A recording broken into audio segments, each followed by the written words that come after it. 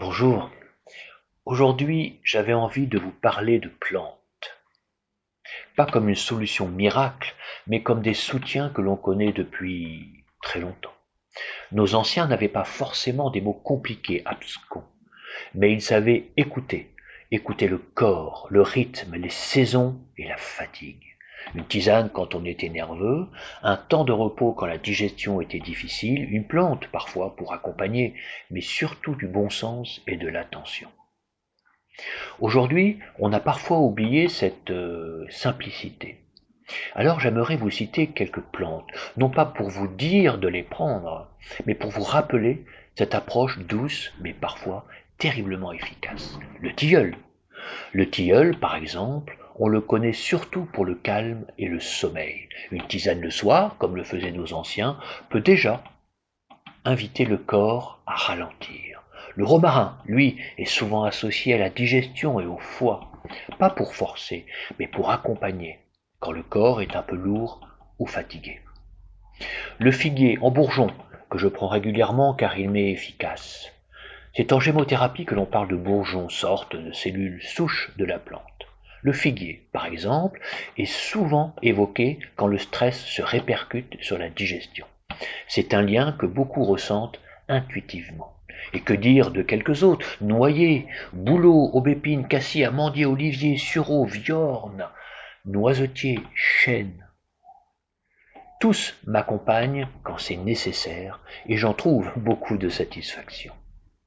Les bourgeons, ce sont des tissus très jeunes de la plante. Ils portent une énergie de croissance et d'adaptation.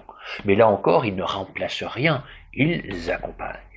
Comme le faisaient nos anciens, on ne cherche pas à corriger ce que fait le corps, mais on lui donne un petit coup de pouce pour qu'il puisse à nouveau s'adapter et réagir. Ce que je trouve important, ce n'est pas tant la plante que la posture. Prendre le temps, observer comment on se sent, manger plus calmement, respirer avant un repas. Les plantes peuvent accompagner, certes, mais l'écoute du corps, elle, reste essentielle. Important et disclaimer.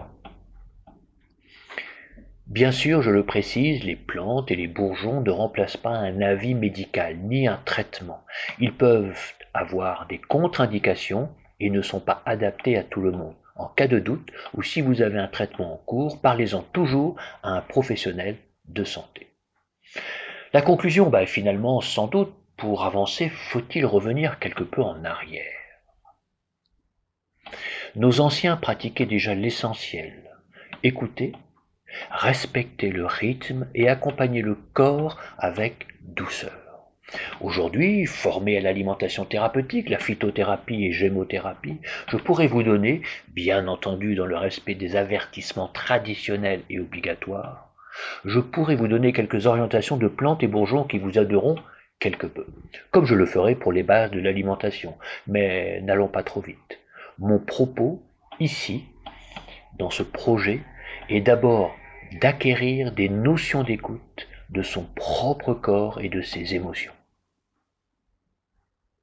À bientôt pour d'autres partages. Si ce genre de contenu vous parle, n'hésitez pas à vous abonner ou à laisser un commentaire.